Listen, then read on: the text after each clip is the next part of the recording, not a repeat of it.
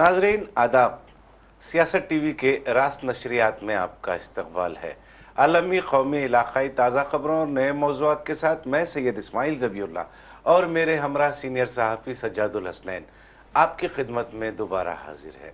नाजरीन, वोट चोरी एक फ़िक्रा है और ऐसा एक रिमार्क है जो इस वक्त हिंदुस्तान की सारी सियासत में हंगामा मचाया हुआ है। राहुल गांधी ने 7 अगस्त को इस बात का इंकशाफ किया कि इलेक्शन कमीशन जो है बीजेपी के साथ हाथ मिलाकर वोट चोरी कर रहा है और बीजेपी के लिए इख्तिदार के रास्ते हमवार कर रहा है। और नादरीन, उसके बाद से मुसलसिल एक हंगामा आ रही हो गई है और इलेक्शन कमीशन जो है ये अपनी जो साख है उसको बचाने की मुसलसिल कोशिशों पर लगा हुआ है। राहुल गांधी ने ये इंकशाफ किया और राहुल गांधी आज जो है पार्लियामेंट से एक 300 एमपीज पर मुश्तमिल, अरकान पार्लियामेंट पर मुश्तमिल एक वफद की शक्ल में इलेक्शन कमीशन ऑफ इंडिया का मार्च कर रहे हैं। ये बड़े पैमाने पर ये एहतजाजी मुजाहरा है और ये मुजाहरे का जो उन्वान है वो वोट चोरी है। इसी से हम आज की शुरुआत करते हैं। जी सज्जाद साहब।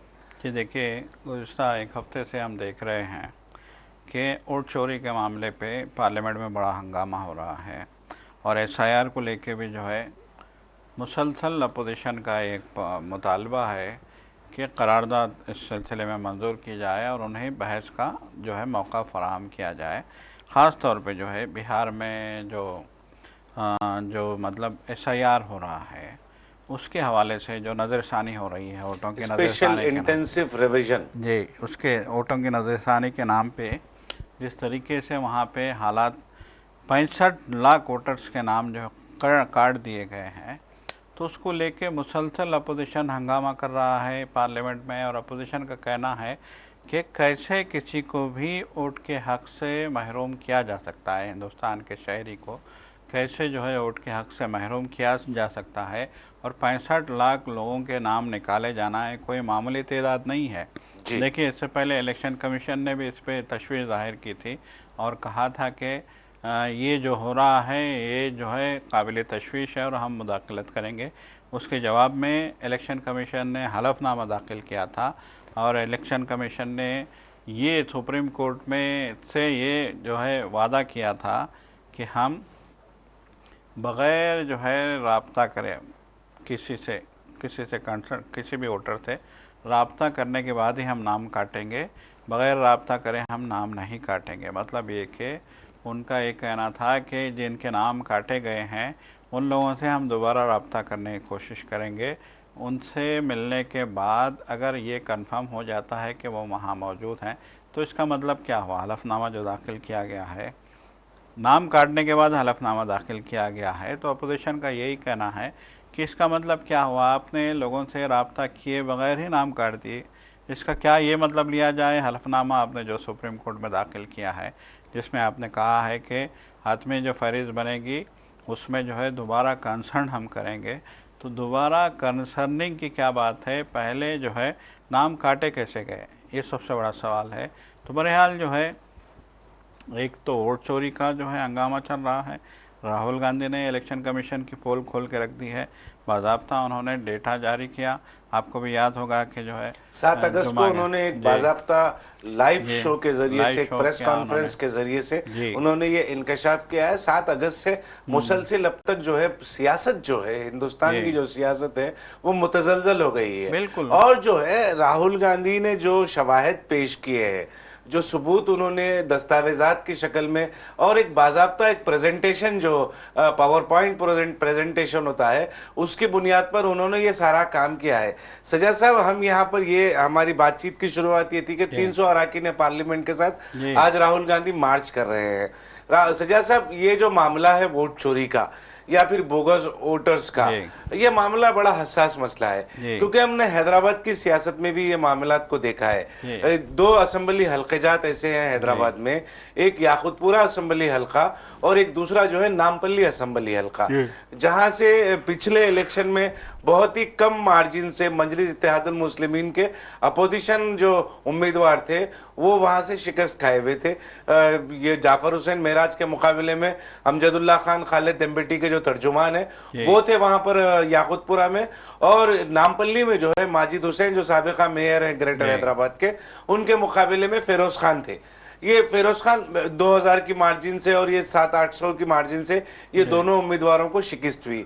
ये दोनों उम्मीदवार भी ये उसके बाद फिरोज खान ने एक power point presentation Nampally assembly हल्के में उन्होंने पेश किया।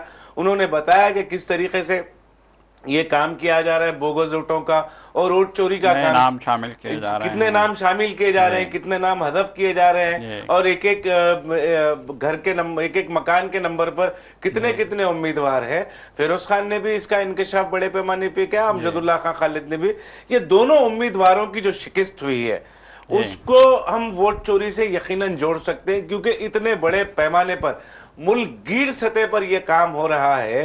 तो फिर एक असेंबली हल्के के हद तक, वो असेंबली हल्का जो एक किसी मखसूस सियासी जमात के असर में है, जी बिल्कुल, वो असेंबली हल्के जहाँ के बल्दी बरखी आबरसानी ओहदेदार कई सालों से एक सियासी जमात के असर में है, वो जब आप देख रहे हैं कि बड़े पैमाने पर यह काम हो रहा है, तो इन दो असेंबली हल्के जात में भी ये जो दो उम्मीदवारों के पिछले असेंबली इलेक्शन में शिकस्त हुई है वो वोट चोरी की वजह से हुई है। जी बिल्कुल, देखिए ये तो आपने जो है दो असेंबली हल्कों की बात की है, लेकिन राहुल गांधी ने जो पावर पॉइंट जारी किया था, जो डेटा जारी किया था, उसके हवाले से उन्होंने कहा था कि सिर्फ़ और सिर्फ कुछ इलाकों के हमने जो डेटा इकट्ठा किए हैं उससे ये साबित हो गया है कि 25 अभी जो एमपी वहाँ पे बैठे हैं पार्लियामेंट में बीजेपी के, वो वोट चोरी करके आए थे। जी, तो उन्होंने कहा कि 25 एमपी वोट चोरी करके आए, मतलब आपके पास वैसे भी जो है अक्सरियत नहीं है, वैसे भी आपके पास जो है नंबर नहीं है। आप जो है चंद्रा बाबू और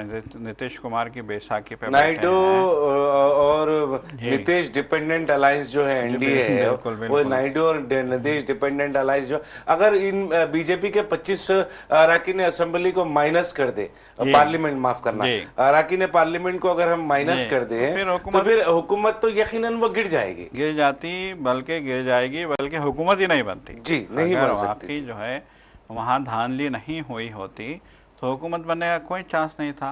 देखिए साफ तौर पे कहा जा रहा है कि पूरा मुल्क जो है, जब आम इलेक्शन हुआ था, जब तीसरी बार मोदी की तीसरी मियाद के लिए, तो पूरा मुल्क मोदी से नाराज़ था। सबसे बड़ा जो है सबूत और क्या हो सकता है कि अयोध्या में बीजेपी हार गई, जी सबसे बड़ा सबूत है ये। और फिर वाराणसी में जिस तरीके से काउंटिंग को अचानक रोक दिया गया था, वज़ीर आज़म मोदी का हल्का 3 लाख 4 लाख की मार्जिन से जो मुसलसिल जीत रहे थे वहां से, और वो जो उनकी विनिंग मार्जिन है वो महदूद होकर सुकड़ कर 1 लाख तक पहुंच गई, और फिर यकीनन उसको रोक दिया गया था, क्योंकि हम इसके ऐनी शाहिद है, हम पूरा वो कवर कर रहे थे। तो जब वो वाराणसी के नतायज आ रहे थे तो नतायज को बीच दरमियान में रोक दिया गया था, और फिर जो विनिंग मार्जिन बाद में ऐलान हुआ उसका, यकीनन कुछ ना कुछ तो धांधली हुई है, कहीं ना कहीं कुछ ऐसा जरूर हुआ है जिसकी वजह से बीजेपी खौफजदा है। राहुल गांधी का जो इंकशाफ है, उस इंकशाफ ने ये जो बीजेपी के खेमे में जो हलचल मचाई है, जो एक किस्म का एक इस्तिराब आमेज खामोशी जो छाई हुई है बीजेपी कायदीन के ऊपर, उसमें कहीं ना कहीं सच्चाई नजर आ रही है। बिल्कुल सच्चाई है। देखिए सीधे सीधे इलेक्शन कमीशन और बीजेपी दायरे में आ गई है। इलेक्शन कमीशन एक आईनी इदारा दायरे में आ गया है।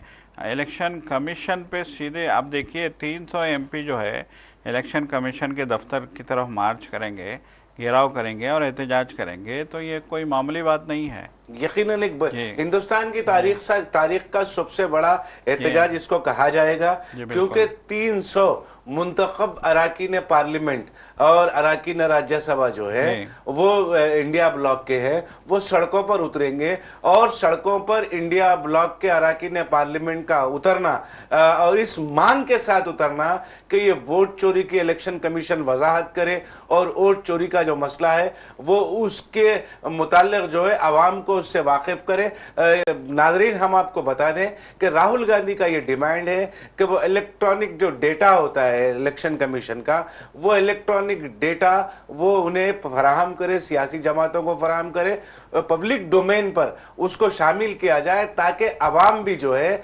इलेक्ट्रॉनिक जो डेटा है इलेक्शन कमीशन का उससे वाकिफ हो जाए। राहुल गांधी ने 7 अगस्त की अपनी प्रेस कॉन्फ्रेंस में ये तमाम चीजों की वजाहत के साथ कुछ मतालेबात भी उन्होंने रखे थे। तो वो मतालेबात की बुनियाद पर हम ये समझ सकते हैं कि कहीं ना कहीं राहुल गांधी की बात सच है। और इसी सच्चाई क्योंकि हम हैदराबाद से ये सारे मामलात को रिपोर्ट कर रहे हैं, तो हम हैदराबाद के होने की वजह से हमें भी इस बात का बेहतर तरीके से अंदाजा है कि कहीं ना कहीं वोट चोरी होती है। वोट चोरी के मामलात में क्योंकि रियासती सतह पर इलेक्शन कमीशन के पास अपना खुद का अमला नहीं होता, और खुद का अमला अगर उनके पास नहीं होता है तो वो बल्दी, बरकी, आबरसानी ओहदेदारों को इस काम पर मामूर करते हैं। और जहां तक बल्दी, बरकी, आबरसानी ओहदेदारों को मामूर किया जाता है तो वो साफ सुथरी शबी के नहीं होते, क्योंकि उनका सियासी कायदीन के साथ, मुतल्लिका अवामी नुमाइंदों के साथ मुसलसिल राब्ता होता है। इसी बुनियाद पर वोट चोरी की गुंजाइश पैदा यहीं से होती है। कि बिल्कुल देखिए, सीधी सी बात है। अब कर्नाटक का जो है, अगर चीफ इलेक्शन ऑफिसर जो है, अगर वो राहुल गांधी से ये कहते हैं कि जैसा कि हम बात कर रहे थे, उन्होंने जो डेटा दिया था राहुल गांधी ने, डेटे में कई जगह उन्होंने वोटरों के नाम बताए थे और उन्होंने ये हैरत जाहिर की थी कि वोटर का नाम है, फ़ोटो है, लेकिन उसके फादर का नाम नहीं है और उसके घर का एड्रेस नहीं है।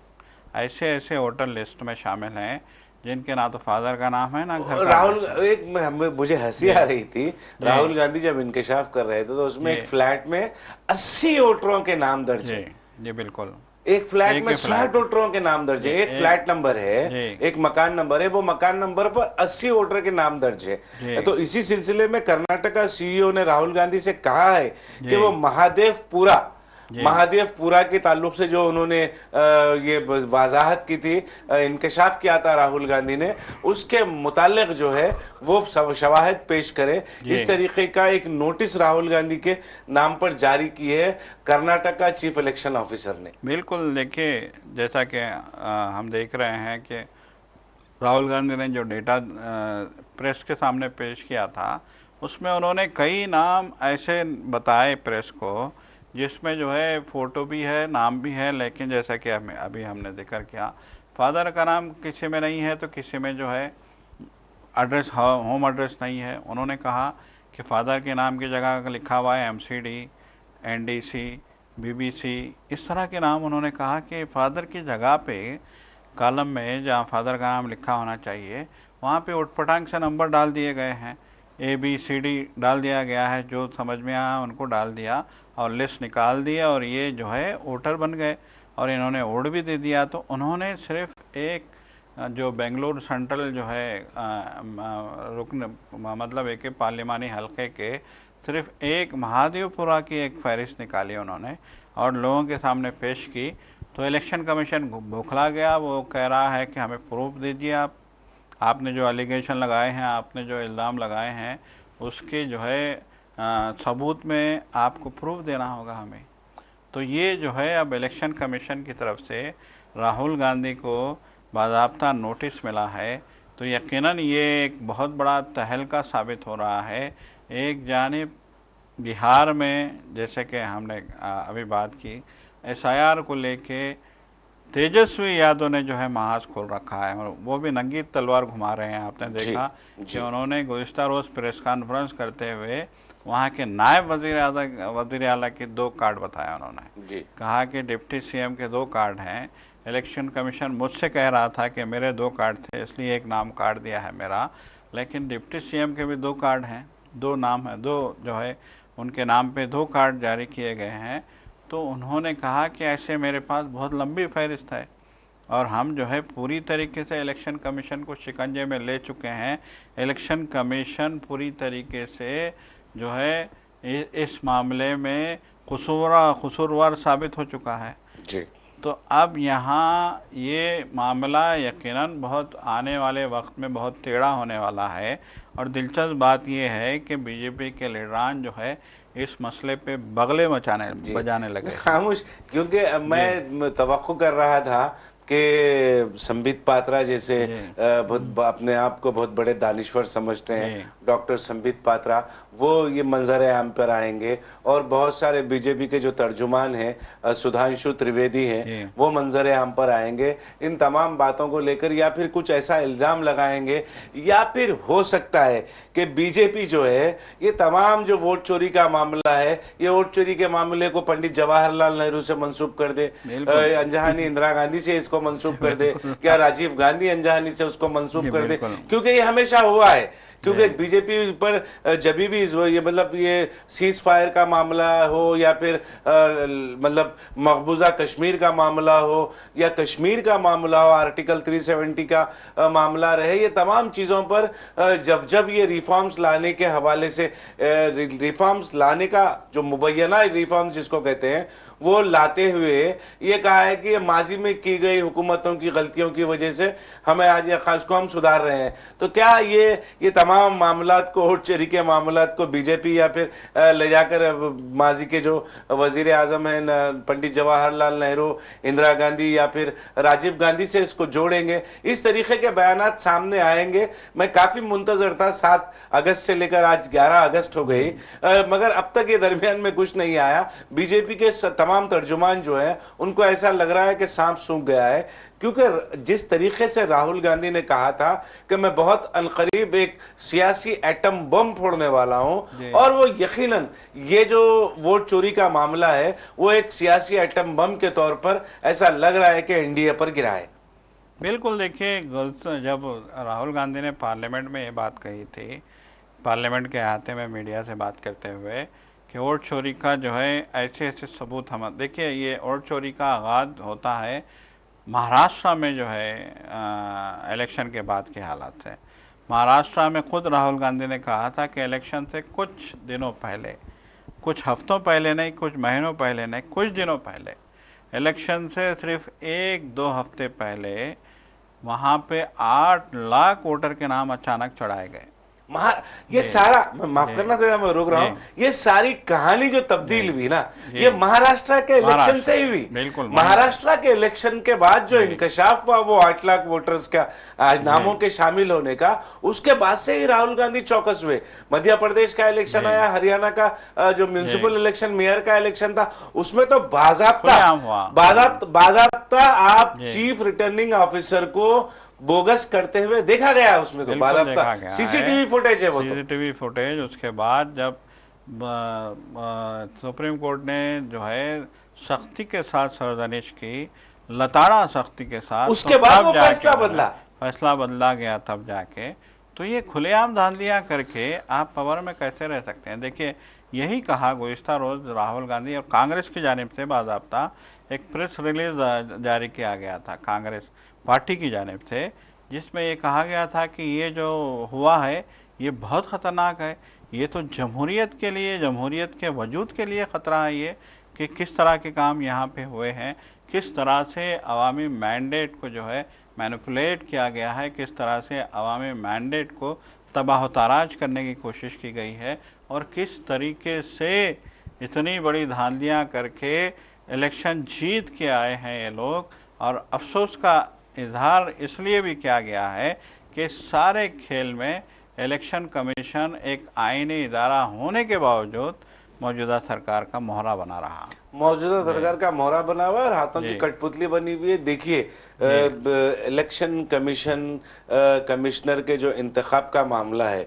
उसको मुतनाज़ा बनाया गया, वो सारे के सारे मामले को मुतनाज़ा बना दिया गया था। हमने उसके ऊपर भी बात की थी, माजी में हमने इसके ऊपर बहुत बड़ा तबसरा किया था। तकरीबन हमारा वो मौजू ही यही था, इसी मसले पर हमने बहुत तवील गुफ्तगू हमने की थी। फिर हम उस पर तवील गुफ्तगू करना नहीं चाहेंगे, क्योंकि जिस तरीके से इलेक्शन कमीशन का तकर्रुर अब हो रहा है वो यकीनन जो है वो उस पर शक व शुबहात जो है वो पैदा होना नागुज़ीर है, यकीनन है। मैं हमारे नाजरीन को ये बता दूं कि इसी मामले पर, वोट चोरी के मामले पर, जनाब आमिर अली खान रुकन कानून साज काउंसिल का एक बेहतरीन प्रोग्राम है फ़िक्र नज़र। उसमें उन्होंने बड़े पैमाने पर हैदराबाद में किस तरीके से वोट चोरी के मामलात होते हैं उस पर भी तफसीली रोशनी डाली है। और राहुल गांधी का जो इंकशाफ था, वो जो उन्होंने प्रेजेंटेशन किया था, पावर पॉइंट प्रेजेंटेशन, उसके मुतालिक भी आमिर अली खान रुकन कानून साज काउंसिल ने अपने प्रोग्राम फ़िक्र नज़र में तफसीली जायज़ा लिया। नाजरीन हमारे वो भी प्रोग्राम ज़रूर देखें। सज्जाद साहब, हम आते हैं भोपाल की तरफ। भोपाल मजालिस मुकामी के दफातर को जो है उसका नाम चेंज किया जा रहा है। वो जो है हमीदुल्लाह खान नवाब, जो आखिरी नवाब है भोपाल के, उनसे उनके नाम से मौसूम था वो मजालिस मुकामी को अब वो तब्दील करने का एक तजवीज़ पेश की गई है। देखिए, ये असल में मसला क्या है, ज़ाहिरी बात है भोपाल भी जो है नवाबों की वो सल्तनत रही है, रियासत रही है। तो आखिरी नवाब जैसे कि यहाँ जो है मीर उस्मान अली ख़ान थे, जब आज़ादी के बाद की बात कर रहा हूँ मैं, तकसीम के मौके की बात कर रहा हूँ, तो उसी तरीके से भोपाल के भी जो नवाब थे वो हमीदुल्लाह ख़ान थे। तो ज़ाहिरी बात है भोपाल हमीदुल्लाह ख़ान की रियासत थी, तो उनकी रियासत में जो भी जो है इदारे होंगे, जो भी जो है वहाँ की मतलब है कि वहाँ के जो भी मामलात होंगे उन्हीं के नाम से जो है ये मामलात रहे होंगे। चाहे वो जो है अस्पताल की बात करें, चाहे कॉलेज की बात करें, चाहे स्कूल की बात करें। अब देखिए, हमीदिया हॉस्पिटल है, हमीदिया कॉलेज है, हमीदिया स्कूल है। ये जो है भोपाल के बहुत मशहूर, बहुत कदीम, बहुत पुराने इदारे हैं जो बल्दिया के तहत चलते हैं। अब इन इदारों के नाम बदलने के लिए बाज़ाब्ता municipal corporation, Bhopal municipal corporation में एक करारदाद मंजूर की गई है। तो अब यहाँ सबसे बड़ा सवाल ये पैदा होता है कि आखिर बीजेपी चाहती क्या है? नाम बदल के आपको क्या मिलेगा?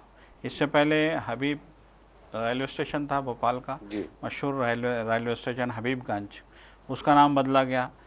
हबीबगंज को रेनोवेट किया गया था। मुल्क के जैसा मुख्तलिफ बड़े शहरों के स्टेशनों को जो है उनको मतलब एक अपडेट किया गया, खूबसूरत बनाया गया, असरी जो है तामीरात अमल में लाई गई। उसी तरीके से वहाँ भोपाल के रेलवे स्टेशन, मरकज़ी रेलवे स्टेशन हबीबगंज को भी रेनोवेट किया गया था।